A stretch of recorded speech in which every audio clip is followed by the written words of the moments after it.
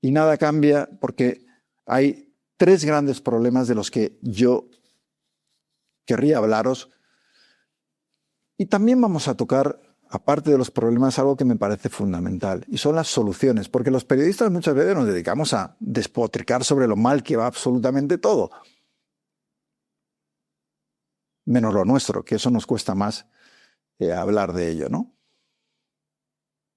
Y claro, el simplemente decir lo que va mal y no ofrecer ninguna solución, pues creo que al final se queda en la mitad. Entonces vamos a ofreceros, si seguís hasta el final del vídeo, lo que yo creo que son soluciones fáciles, elementales. No digo para erradicar completamente la corrupción, porque siempre va a haber gente que, sin valores, intente meter la mano en el bolsillo de los españoles. Pero sí al menos para que eso sea mucho más difícil de hacer y para que cuando se les descubra tenga las consecuencias que disuadan al resto de hacer lo mismo. Primer gran problema, la prensa. Antes os decía, una prensa sesgada, militante, que se dedica a defender a unos y atacar a otros, que jamás investiga a aquellos del bando contrario, no es una prensa que hace periodismo. Es una prensa panfletaria, que lo único que se dedica es a ser un apéndice de los partidos porque trabaja para ellos. Y esto ocurre tanto en el lado de la derecha como en el lado de la izquierda. Ya sabéis que en la etapa en la que yo dirigí el diario El Mundo, a mí me tocó lidiar con los casos de corrupción del Partido Popular. Y algunos lectores, igual que me pasa ahora con el canal, que se quieren dar de baja, si se enfadan porque se denuncia la corrupción de los suyos, llamaban para darse de baja y dejar de suscribirse al Mundo. Porque mis reporteros me venían con información de la Gürtel, de todos esos casos que hubo en el Partido Popular, que fueron juzgados y donde al final se demostró que todo lo que habíamos contado era cierto y se ratificó en los tribunales. Y eso terminó con el gobierno de Mariano Rajoy. Claro, una de las cosas que, como decía, pasaba es que muchos lectores decían, no, yo solo quiero leer la corrupción de los otros. Y también la publicábamos. Publicamos mucho sobre los ERE en Andalucía, publicábamos cualquier cosa sin mirar qué partido político estaba detrás. Porque esto no va de partidos. Va de respetar el dinero de los impuestos de los ciudadanos. Va de centrarse en resolver los problemas. Aquí estamos viendo casos de corrupción, por ejemplo, con Ábalos y todo esto último que hemos conocido, en los que mientras cerca de 1000 personas se morían todos los días en una pandemia, ellos estaban no concentrándose y poniendo sus energías en tratar de salvar la vida de esas personas, sino en cómo conseguir comisiones ilegales con mascarillas, con esto, con lo otro. Es decir, enriquecerse sobre el duelo y el drama que estaba viviendo el país. Ese es el grado de putrefacción que hemos vivido. En el caso del Partido Popular, yo viví muy de cerca cómo se organizó una policía paralela organizada por el ministro del Interior de esa época, que está siendo juzgado por ello. Una policía paralela, no para servir a los ciudadanos o acabar con el crimen, sino para eliminar a los enemigos políticos del gobierno y del Partido Popular. Dos escándalos terribles que demuestran la bajeza moral a la que han podido llegar algunos de los políticos que han tenido mucho poder en este país. ¿Qué ocurre cuando tienes una prensa tan sesgada?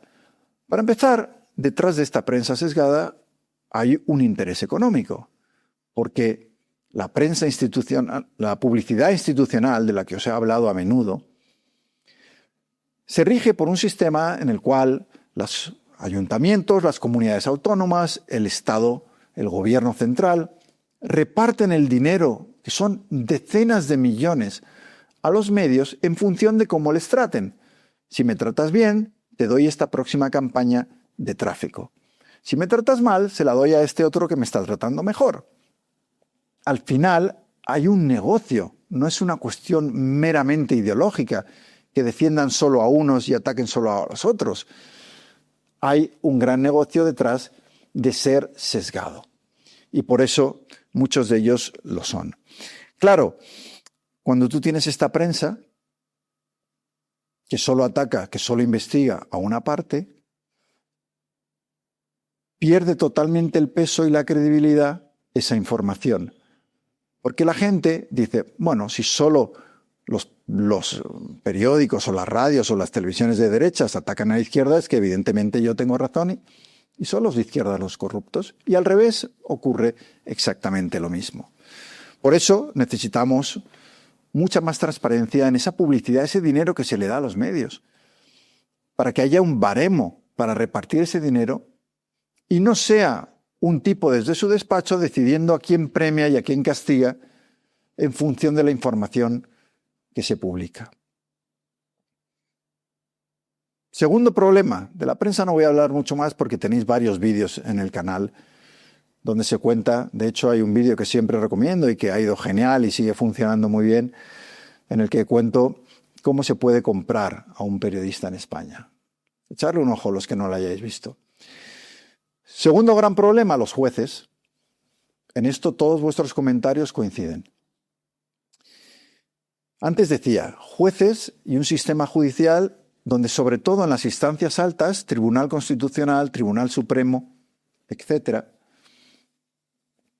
llegar a esos puestos que son lo máximo a lo que puede aspirar un juez, no depende de que haya sido un magnífico juez a lo largo de su carrera. Depende de que se haya significado por un partido u otro, una ideología u otra. Y cuando gobiernan los suyos, ascienden. Y cuando gobiernan los otros, los destituyen y suben los otros. Resultado, unos jueces que toman decisiones muchas veces no en función de la ley, sino en función de devolver el favor a esos políticos que los pusieron en ese sitio. Añádele a eso la lentitud de la justicia, que no tiene medios. Hay muchos jueces muy buenos, sobre todo en instancias menores, muy buenos, desbordados, haciendo un trabajo inmenso a pesar de no tener prácticamente medios. Pero es que ha habido casos de corrupción que llegan a la Audiencia Nacional y se juzgan 10 años después. ¿Pero qué tipo de justicia es esa? Imaginaos, en este caso también, no solo aquellos que terminan siendo culpables, pero imaginad aquellos que terminan siendo inocentes. Y durante 10 años, sus carreras profesionales, su vida personal, ha sido destruida para que al final sean absueltos, que también ocurre. Es un escándalo que un país democrático, occidental, europeo, tenga una justicia que pueda tardar 10 años en juzgar un caso de corrupción. Mientras tanto, muchos de estos corruptos, en la calle, manipulando pruebas y haciendo lo que sea. Como en España no puedes tener en prisión preventiva a nadie más de 2 años, esto es un absoluto desastre. Limita las consecuencias que tiene que tener la corrupción. Y no es justicia. Otro punto, aparte, son las fiscalías. De nuevo, fiscal general del Estado. Debería ser independiente. Independiente para que pueda tomar sus decisiones. Su cargo o su mandato no debería coincidir con el de los gobiernos. Debería ser independiente. Si mañana el Partido Socialista cae, el fiscal general que haya en ese momento debe saber que la llegada de otro al poder no va a suponer su destitución. Le quedan 2 años más y puede seguir operando con libertad. Un mandato único, con un tiempo limitado, pero no sujeto o no coincidente con la legislatura. Eso evitaría muchos de los escándalos que hemos visto con fiscales generales que son una vergüenza y que trabajan al servicio de un partido concreto. Justicia. Tampoco voy a entrar mucho más en profundidad, porque también tenéis por ahí algún vídeo que lo destaca. Y pronto traeremos a un juez valiente al canal que yo creo que os va a gustar. Y luego el tercero de los grandes problemas de este país al hablar de corrupción, sin duda son los partidos políticos. Hay que reformarlos completamente. Ahora tenemos una partitocracia que, como decía Elena al principio, no es ya solo que los mejores sean expulsados o ni siquiera se atrevan a entrar. Es que estamos ante el triunfo de los más mediocres. En los partidos políticos que tienen ya sus nuevas generaciones, donde los cachorros del partido empiezan a medrar y a conspirar para subir en el partido sin haber trabajado fuera de la política nunca. Es toda una escalera en la que van subiendo peldaños aquellos que son mejores en la intriga, la traición, que no han hecho nada fuera de un partido político, con lo cual no tienen contacto con la realidad de la calle. Y sin embargo, sabes que esos son los que van a llegar.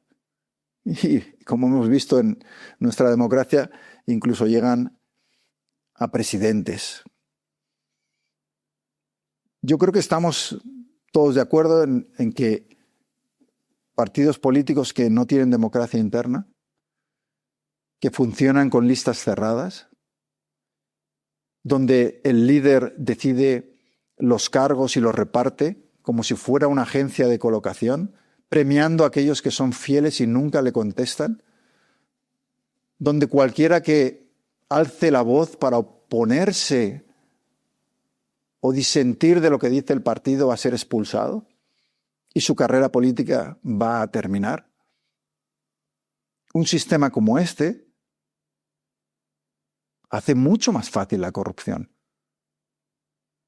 Se crean guetos dentro de los partidos, facciones, ocultación, favores entre unos y otros. Todos guardan silencio, se protegen entre ellos.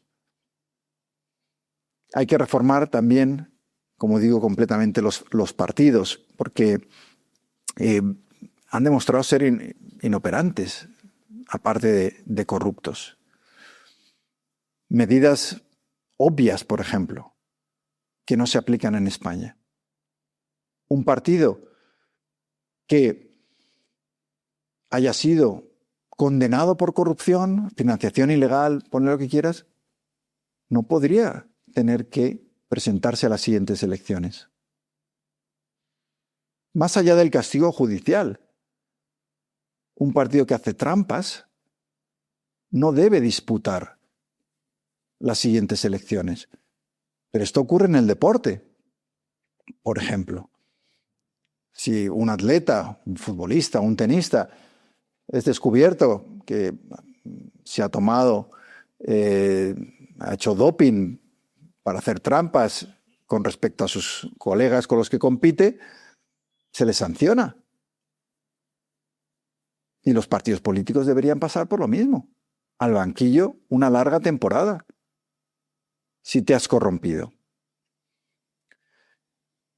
Y aquí voy a un punto de discrepancia, porque antes os he dicho que muchos de vosotros habéis hecho argumentos con los que yo coincido y otros no.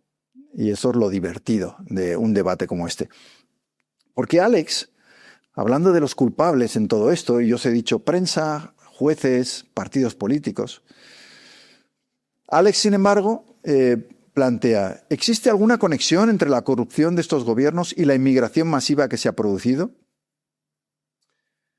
Claro, esto es lo que les encantaría a los partidos políticos. Que en vez de echarle la culpa a ellos, le empecemos a echar la culpa, por ejemplo, al que viene de fuera. ¿No? Son cosas que no tienen nada que ver. Uno puede, y lo he dicho aquí muchas veces, estar a favor o en contra de una política migratoria más restrictiva.